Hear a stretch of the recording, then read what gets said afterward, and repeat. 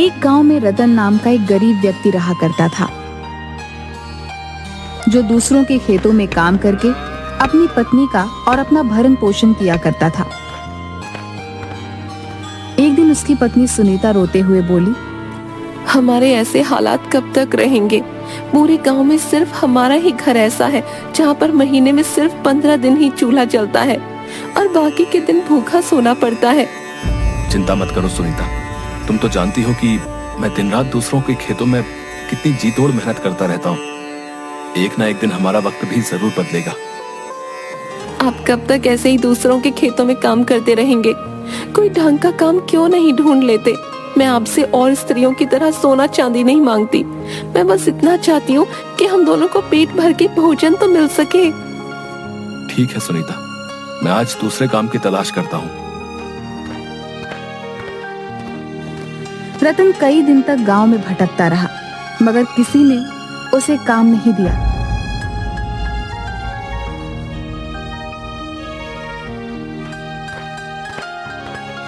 थक हार कर रतन गांव के मुखिया के पास पहुंच गया। मुखिया थोड़ा सा भला व्यक्ति था। रतन, मैंने तुम्हें दूसरों के खेतों में बड़ी मेहनत से काम करते हुए देखा है? मुझे तुम्हारे ही जैसा मेहनती व्यक्ति चाहिए भाई। समझ लो कि तुम्हारे अब बुरे दिन खत्म हुए। आज से तुम मेरे भट्ठों में काम करोगे, ठीक है? एक दिन रतन काम करते करते थक गया। उसे बहुत तेज भूख लग रही थी। रतन ने जगन के भोजनालय का काफी नाम सुन रखा था।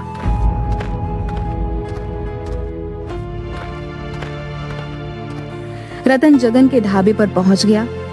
भैया, जल्दी से गर्मा गर्म अरहर की दाल देसी घी की रोटियों के साथ लगा दो और थोड़े से चावल भी लगा देना। बहुत जोरों की भूख लगी है भैया। अरे, दाल में तो बहुत अच्छी अच्छी खुशबू आ रही है और साथ में देसी घी की रोटियां भी हैं। आज तो खाकर मजा ही आ जाएगा। कुछ ही देर में रतन सारी प्लेट साफ कर गया और कालू से बोला, अब कितने पैसे हुए भैया? आपने अरहर की दाल, देसी घी की रोटियां और चावल खाए हैं। कुल मिलाकर आपके पैसे हुए 1000 रुपए। क्या क्या बकवास कर रहे हो तुम? बकवास नहीं कर रहा हूँ, खाने के पैसे मांग रहा हूँ। अरे ये ढाबा है या 5 स्टार होटल? इतना महंगा तो खाना शहर के रेस्टोरेंट में भी नहीं मिलता। मैं तो समझ रहा था कि इस ढाबे में खाना और ढाबे की तरह मिलता होगा। और वैसे भी दाल रोटी चावल की कीमत तो ज्यादा से ज्यादा 100 रुपए होगी। हर ढाबे पर तो यही रेट चल रहा है। तुम्हारा दिमाग तो ठीक है, हैं? जानते भी हो ये ढाबा किसी अरे गहरे का नहीं है, जगन भाई का है, जगन भाई का। अरे जगन भाई के ढाबे का खाना खाने तो विधायक से लेकर मंत्री तक आते रहते हैं। और जब तुम्हारी इस ढाबे में आने की औकात नहीं थी तो फिर यहाँ मुंह उठा कर क्यों चले आए? सीधी तरह से 1000 रुपए दे। लेकिन मेरे पास इतने पैसे नहीं है। 1000 रुपए तो मैं 10 दिन में भी नहीं कमा पाता, तो तुम्हें कहां से ला कर दूंगा? कालू अपने मालिक जगन को आवाज देते हुए बोला, जगन भाई, इस व्यक्ति ने पेट भर के भोजन किया है, लेकिन यह पैसे नहीं दे रहा। जगन क्रोधित होकर रतन के पास आकर बोला, क्यों रे? जब जेब में पैसे नहीं थे तो फिर खाने के लिए यहाँ क्यों आ गया? यहाँ मुफ्त में खाना नहीं मिलता, पैसों का मिलता है। चल पैसे निकाल। मुझे क्या पता था कि आपके ढाबे का खाना इतना महंगा मिलता है। मैं तो इस ढाबे को भी और ढाबों की तरह समझ रहा था। तो ये तुम्हारी दिक्कत है, मेरी नहीं। तुम्हें यहाँ आने से पहले मेरे बारे में लोगों से पूछ लेना चाहिए था। अब सीधी तरह से अपनी जेब से 1000 रुपए निकाल कर काउंटर पर रख दे, नहीं तो मैं तुम्हारी चमड़ी उधेड़ दूंगा। अब देखिए, मेरे पास अभी इतने पैसे नहीं है। आप ये 100 रुपए रख लीजिए और मुझे कुछ दिन की मोहलत दे दीजिए। मैं धीरे धीरे करके आपके सारे पैसे चुका दूंगा। अबे यहाँ मैं लोन बांटने के लिए नहीं बैठा। इतना कहकर जगन ने रतन को जोरदार धक्का दे दिया। ये तो आप मेरी बेइज्जती कर रहे हैं। अबे बेइज्जती उसकी की जाती है जिसकी कोई इज्जत होती है, और तेरे जैसे भिखारियों की इज्जत तो होनी भी नहीं चाहिए, समझा? क्या बात है जगन भाई, मैं तो तुम्हारे ढाबे का खाना खाने के लिए आया था, मगर यहाँ तो कुछ और ही चल रहा है। इस आदमी ने पेट भरकर खाना खाया, पैसे देने के नाम पर बोल रहा है कि इसकी जेब में पैसे नहीं है। ऐसे आदमियों से बात नहीं की जाती जगन भाई, इन्हें पीटा जाता है। देखते क्या हो, मारो इसको। जगन और कालू रतन को बुरी तरीके से पीटने लगते हैं। उन दोनों ने रतन के कपड़े भी फाड़ दिए और उसे धक्के देकर अपने ढाबे से बाहर निकाल दिया। शुक्र मना कि तुझे मैंने अपने ढाबे के गंदे बर्तन साफ नहीं करवाए, क्योंकि तेरे जैसे भिखारी के हाथ मेरे ढाबे के गंदे बर्तनों से भी ज्यादा गंदे हैं। इसलिए पीट कर तुझे छोड़ रहा हूँ। आज के बाद कभी मेरे ढाबे के आसपास नजर भी मत आना। चल निकल यहाँ से। ये तुमने बहुत बढ़िया किया जगन भाई, इनके साथ ऐसा ही व्यवहार होना चाहिए। इतना कहकर बिलवा भी 2-3 हाथ रतन पर जड़ दिए। रतन वहां से रोता हुआ अपने घर की ओर चला गया। घर पर जाकर रतन की हालत देखकर उसकी पत्नी सुनीता बहुत भावुक हो गई। आपको क्या जरूरत थी उस ढाबे पर खाना खाने की?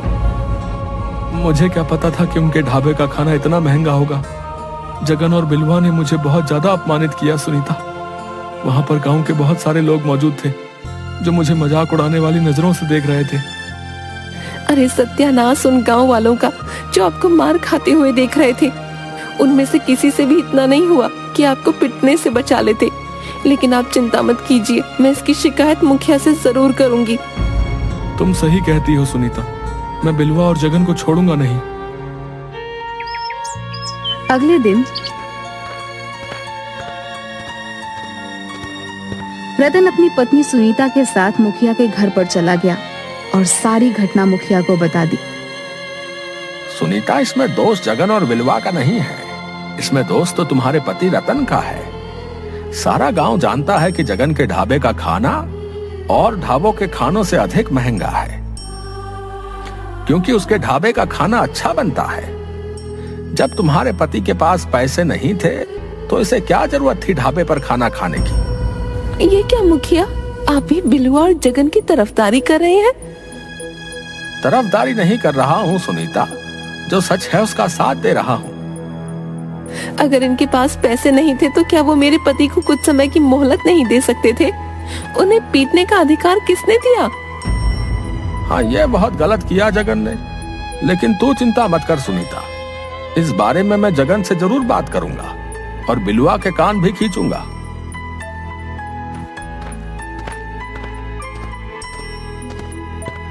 मुझे नहीं लगता कि मुखिया कुछ करेगा। साफ साफ दिखाई दे रहा था सुनीता कि मुखिया बिलवा और जगन के पक्ष में बोल रहा था, लेकिन मैं अपने अपमान का बदला जरूर लूंगा सुनीता। मैं चुप नहीं बैठूंगा। तो आप क्या करेंगे? आप अच्छी तरह से जानते हैं कि जगन धनवान है और उसके गांव में अच्छी जान पहचान भी है, और आपकी पहचान गांव में सिर्फ एक मजदूर की है। अरे हम दोनों के पास तो खुद की खेती भी नहीं है। हम दोनों तो खुद दूसरों के खेतों पर काम करके अपना पेट पालते हैं। जो भी हो सुनीता, अब मैं गरीब हूं तो इसका मतलब ये नहीं कि मैं चुप हो जाऊं। आज अगर मैं चुप हो गया और मैंने कुछ नहीं किया तो गरीबों के मुंह पर एक तमाचा होगा। मैं बिलवा और जगन को दिखा दूंगा कि अगर गरीब अपनी पर आ जाए तो क्या नहीं कर सकता। इतना कहकर रतन क्रोधित होकर घर से निकल गया। इधर मुखिया जगन के ढाबे पर पहुंचकर बोला, तुम्हारी बड़ी शिकायतें आ रही हैं जगन। किसकी इतनी मजाल जो मेरी शिकायत आपसे करे? कल तुमने रतन को बुरी तरह से पीटा था ना? वो अपनी पत्नी सुनीता के साथ तुम्हारी शिकायत लेकर आया था मेरे पास। अरे तो उसने पिटने वाले काम भी किए थे मुखिया जी। आप ही बताइए, मेरे ढाबे पर आकर अरहर की दाल, देसी घी की रोटियां तो बड़े चाव से खाई, और जब पैसे देने का नंबर आया तो अंगूठा दिखाने लगा। जो भी हो जगन, लेकिन तुम्हें उसे पीटना नहीं चाहिए था। और तुम्हारे ढाबे पर सिर्फ रतन ही नहीं बल्कि और भी न जाने कितने लोग आए दिन पिट कर जाते हैं। तुम्हारा ये दुर्व्यवहार कहीं किसी दिन तुम्हारे ऊपर भारी ना पड़ जाए। आपके होते हुए मेरे दोस्त जगन पर कोई माई का लाल हाथ लगाने की हिम्मत करेगा मुखिया जी? और फिर मत भूलिए कि जगन का दोस्त मैं भी हूँ। मेरे होते हुए गांव में किसकी हिम्मत जो जगन के खिलाफ आवाज उठा सके? इसी बात का तो डर है बिलवा कि तुम जगन के दोस्त हो। अब ये सब बातें छोड़िए मुखिया जी। मैं आपको अपने ढाबे पर मुफ्त खाना इसलिए नहीं खिलाता कि आप गांव वालों की शिकायत लेकर मेरे ही पास आए। देखो जगन, मैं तुम्हें सिर्फ समझाने आया हूँ। तुम क्यों नहीं समझते कि आज का दौर सोशल मीडिया का दौर है? कहीं किसी दिन किसी ने तुम्हारे गरीबों के साथ दुर्व्यवहार का वीडियो बनाकर फेसबुक पर अपलोड कर दिया तो लेने के देने पड़ जाएंगे, फिर मैं भी कुछ नहीं कर पाऊंगा। इतना कहकर मुखिया वहां से चला गया। सुनीता रात को अपने पति का इंतजार कर रही थी। आधी रात होने को आई थी, मगर रतन अपने घर नहीं आया था। रतन रात में जंगल के एक पेड़ के नीचे गहरी सोच में बैठा हुआ था कि तभी उसके कानों में एक व्यक्ति की आवाज टकराई। काफी देर हो गई है तुम्हें यहाँ पर बैठे हुए। पिछले 6 घंटे से देख रहा हूँ कि तुम इसी पेड़ के नीचे गहरी सोच में बैठे हुए हो। कौन है आप और इतनी रात को इस जंगल में क्या कर रहे हैं? ये सवाल तो मुझे तुमसे करना चाहिए कि कौन हो तुम और इतनी रात में इस जंगल में क्या कर रहे हो? मैं आपकी बात का मतलब नहीं समझा। मतलब बाद में समझना। तुम्हारा चेहरा देखकर साफ साफ मालूम पड़ रहा है कि तुमने सुबह से कुछ नहीं खाया, तुम बहुत भूखे हो। इतना कहकर उस नौजवान ने एक थाली रतन के सामने रख दी। रतन ने देखा कि उस थाली में सब उसकी ही पसंद के व्यंजन रखे हुए थे। सोचो मत, खाना शुरू कर दो। रतन को सच में वाकई बहुत भूख लगी थी। रतन खाने ही वाला था कि तभी उसे कुछ याद आ गया। नहीं चाहिए भाई, मैं घर पर जाकर अपनी पत्नी के हाथ का बना हुआ ही खाना खाऊंगा। मुझे अच्छा खाना खाने का कोई अधिकार नहीं। ये कैसी बातें कर रहे हो तुम? मैं तुम्हारा ये खाना खाऊंगा, तुम मुझसे पैसे मांगोगे और वो मेरे पास तुम्हें देने के लिए नहीं है। नहीं भाई, मुझे तुमसे कोई पैसे नहीं चाहिए। तुम पहले आराम से खाना खाओ और फिर मुझे बताओ कि तुम किस गहरी सोच में डूबे हुए थे। हो सकता है कि मैं तुम्हारी कोई मदद कर सकूं।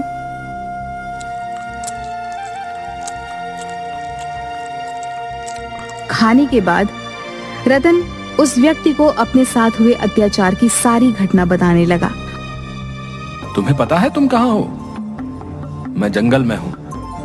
नहीं, तुम जंगल के अंदर उस भूतिया जंगल में हो जिसे भूतिया जंगल के नाम से बुलाया जाता है, जहां पर लोग दिन तक में आने से डरते हैं भाई।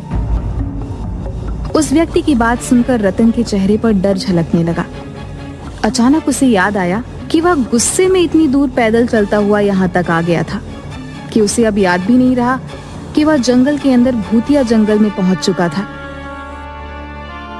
डरो मत, हम कोई भूत प्रेत पिशाच नहीं है। हम साधुओं की संतान हैं। इस जंगल में सिर्फ साधु और उनके परिवार ही रहते हैं। हम लोग बाहर की दुनिया से ज्यादा ताल्लुक नहीं रखते, क्योंकि हमारा सारा ध्यान ईश्वर की तरफ ही होता है। तुम्हारी बात सुनकर मुझे बहुत बुरा लगा। तुम बताओ, तुम क्या चाहते हो? मैं एक ऐसा ढाबा खोलना चाहता हूँ जहां पर हर गरीब सिर्फ 10 रुपए देकर अपना मनपसंद भोजन कर सके और उसके साथ अपमानजनक व्यवहार ना किया जाए। तुम्हारे इरादे के बारे में जानकर मुझे बहुत अच्छा लगा, वरना इस जंगल में इससे पहले भी कई लोग आए और अपने लालचीपने का सबूत देकर मारे गए, लेकिन तुम पहले व्यक्ति हो जिसे गरीब की भूख की चिंता है। इतना कहकर उस व्यक्ति ने अपना हाथ जैसे ही घुमाया, उसके हाथ में एक बड़ी सी थाली आ गई। उसने वो थाली रतन को पकड़ा दी। ये जादुई थाली है, याद रखना।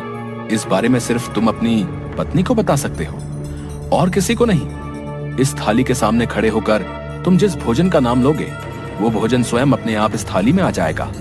मगर याद रखना, जिस दिन तुमने 10 रुपए से ज्यादा ग्राहकों से वसूले, उस दिन इस थाली का जादू समाप्त हो जाएगा। रतन रात के समय बड़ी सी थाली लेकर अपने घर आ गया।